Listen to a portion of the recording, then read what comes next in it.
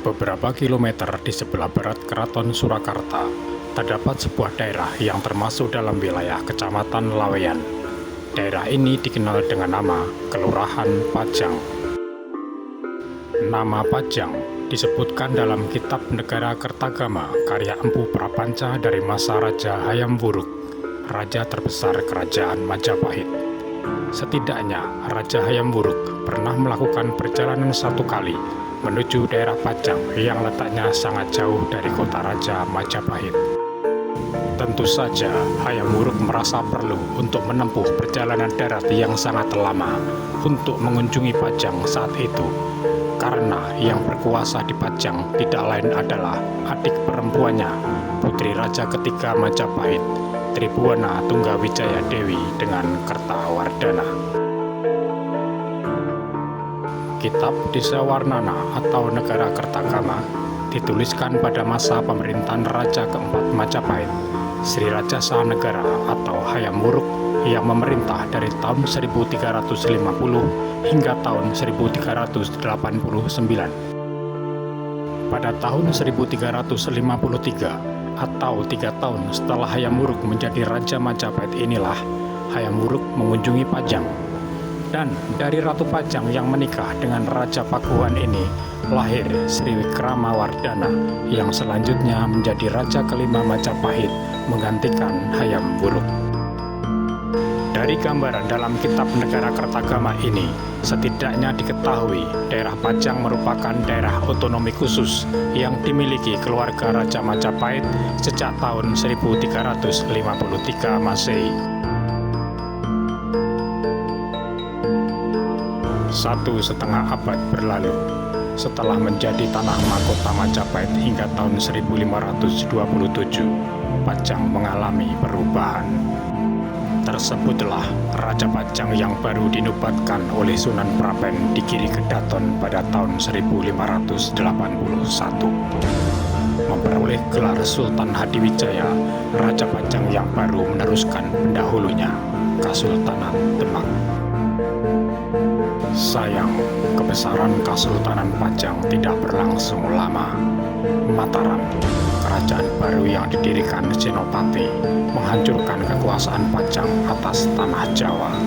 Raja baru yang mendirikan kerajaan Mataram itu pun menyandang gelar Panembahan. Setelah mengalami kekalahan dalam perang melawan Mataram di Prambanan, tahun 1587, Raja Pajang pun meninggal. Arya Pangiri yang merupakan menantu dari Raja Pajang naik tahta atas usulan Sunan Kudus. Padahal Sultan Pajang memiliki seorang putra mahkota yang bernama Pangeran Benawa. Arya Pangiri adalah Adipati Demak, sehingga saat menjadi Sultan Pajang yang kedua, para pengikutnya di Kadipaten Demak diikut sertakan dan diberi jabatan tinggi, menggeser kedudukan para pembesar dari Kesultanan Pajang. Pangeran Benawa mengangkat senjata, meminta bantuan Panembahan Senopati Mataram untuk menyerang Pajang. Runtuhlah kerajaan Pajang untuk kali kedua. Pangeran Benawa yang merupakan putra mahkota sedianya menjadi Sultan Pajang ketiga, namun putra mahkota ini tiba-tiba menghilang. Panembahan Senopati Mataram akhirnya mengangkat adiknya, Pangeran Gagah Bening, menjadi raja ketiga Kesultanan Pajang. Pada masa pemerintahan Pangeran Gagah Bening inilah kota Raja Pajang dipindahkan ke arah timur mendekati Sungai Laweyan. Setelah Pangeran Gagah Bening wafat pada tahun 1591, naiklah putra Pangeran Benawa menjadi Sultan Pajang yang keempat.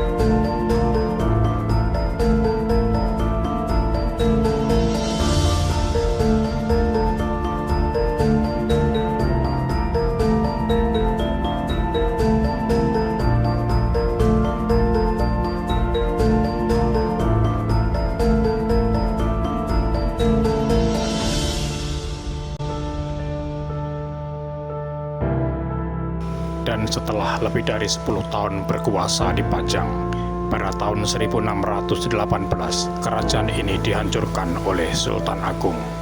Pajang semakin menderita semua keluarga kerajaan Pajang melarikan diri ke Giri Kedaton dan Surabaya, dua tempat yang tidak dapat ditaklukkan oleh Sultan Agung.